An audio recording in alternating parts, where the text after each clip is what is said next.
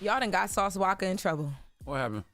So when Sauce Walka was up here and we were talking to him about him being like one of the first people to call Drake out for cultural appropriation because he was saying like Drake would come through Houston and like basically just link with like the bigger names of Houston but never pull up the other artists there, and he's supposed to do that because he's taking so much from Houston and the people there.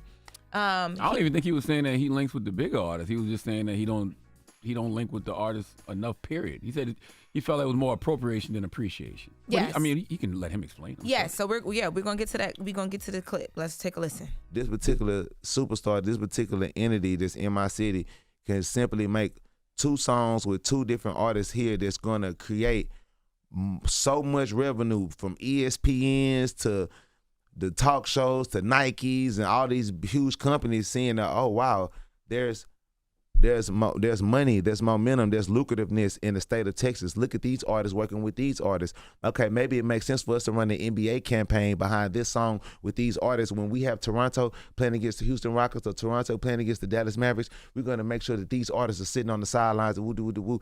And that's just all that I understood from a business standpoint that should be happening. Isn't that required of the Houston artists too, though? Because I mean, Travis ain't no slouch. Travis is a big deal. And I vocally, publicly have stood on the business and made Travis adhere to that type of shit. Right. Like that's me and Travis got a real brotherly relationship. Like it's Houston know that. Like it's been times where stuff went on where I asked and required like Travis, bro. Like it's do this with this artist or acknowledge this artist or like you know what I'm saying. Let's go do this music right here, and Travis does it because Travis understand like that's the difference. Like Travis signed artists from Houston. Yeah. Travis has made music with artists from Houston. Travis showed the music videos with artists from Houston. Old and new, he do concerts, put Houston artists on the bill, put them on his main performers. He does his due diligence. Megan Thee Stallion, she does she has songs with Sauce Walka. She got songs with Max O'Crane. She got songs with Lil Kiki. She got a song with Big Pokey.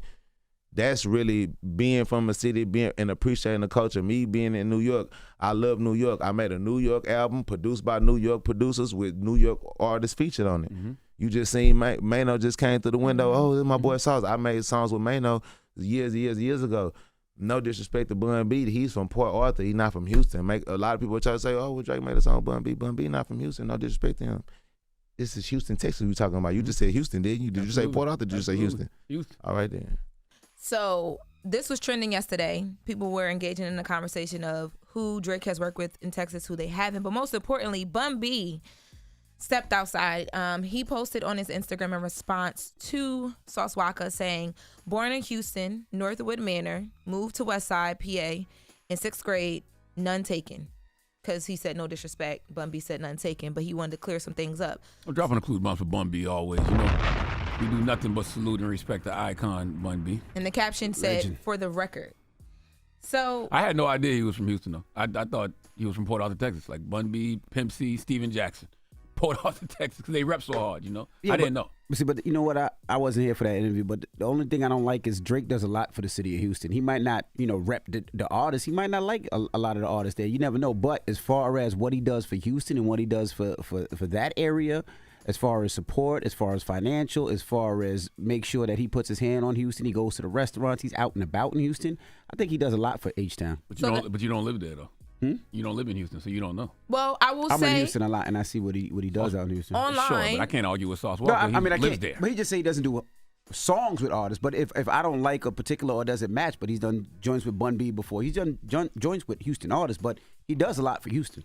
I'm might not be. You from Queens? It might not be for rappers, but he does a lot for Houston. There were a lot of people online pointing out some of what Envy is saying. Like when Drake is here, he supports our local businesses. They talked about some of the DJs that he sampled different tracks from, and sampling, assuming he would have had to pay to clear different things and like whatever from other Houston artists. The conversation turned into, and Sauce Walka said this when he was here. He said, it's not about me. It's not me saying I want a song with Drake. But the conversation turned into he's just mad that Drake hasn't done anything with him. I don't think that's the case, though. I don't think that's the case at all after talking to him. And I think the examples he gave, because, when I brought up Travis Scott and he explained the things Travis does being from Houston, and he explained what Megan Thee Stallion does being from Houston, I understood where he was coming from. Yeah, but I think even if Drake did all of that and tried to do more of like what a Travis Scott would do by coming there and like building festivals or like whatever, he would still get shots thrown at him for real because it's just Drake. He low key is and has always been kind of like the outsider who figured it out. Drake has worked with Travis Scott early on. He's worked with Bun B early on. He touches that city a lot, hands down. Yeah, I mean, I like Sauce Walker's argument better than both of y'all.